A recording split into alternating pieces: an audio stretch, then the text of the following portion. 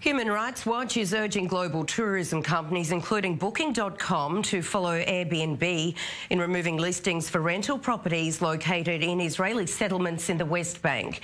In a 65-page report titled Bed and Breakfast on Stolen Land, published along with Israeli NGO Kerem Navot, the organisation criticised home-share companies that list rentals in settlements as contributing to and benefiting from serious rights abuses and entrenched discriminatory practices.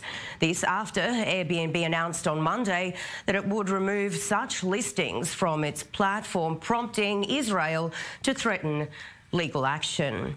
And joining me in the studio is Brooke Goldstein, who's an executive director at the Lawfare Project. Brooke, thank you so much. Tell us firstly, where does Airbnb stand on this from a legal point of view, and can we expect any action to be filed? Absolutely. I mean, they have just basically served on a silver platter a perfect anti-discrimination lawsuit. And I think why people are so outraged here is because you have a double element of discrimination. If Airbnb wanted to restrict its listings to non-conflict zones, by all means they could, but they've only singled out one conflict zone, and that's Israel. Second of all, if they want to single out Israel, then they should restrict all listings in areas that are conflict zones, but they only chose Jewish owners. This is illegal. Airbnb is a United States company, is a company based in the United States. It has to abide by U.S. anti-discrimination law, which is very clear. You cannot discriminate in a commercial context against someone because of their race, national origin, religion, or ethnicity, and that's exactly what they're doing here. And as you said, the conflict zones, as a company, doesn't it have the right to decide where the listings are? Of course, but it does not have the right under U.S. law to discriminate against persons based on protected categories. So let's say I'm a business, okay, and I have a problem with the one-child policy of China, or the past one-child policy. I can't turn around to a local Chinese man and discriminate against him. A problem with Israeli political policy is not an affirmative defense to discriminate against a Jewish person, a citizen of Israel who happens to be Jewish, who wants to list their home on Airbnb. Again, they are only discriminating against Jewish owners, not against Arab owners in the disputed territories, not against Christian owners, only against Jews. That is illegal discrimination.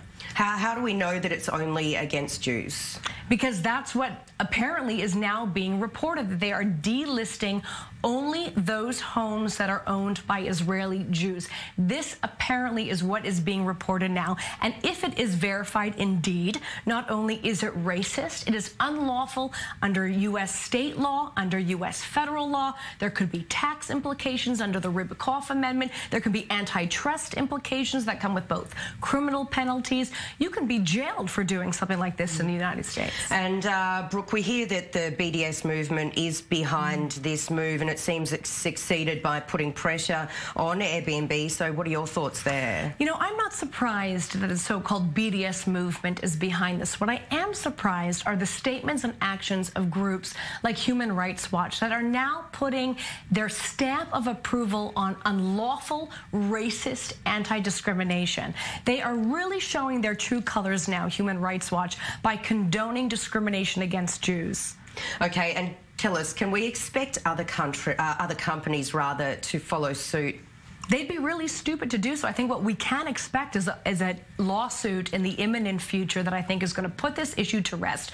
There is an ongoing lawsuit right now, actually, against the National Lawyers Guild in New York State Court for doing exactly this, for discriminating against an Israeli company.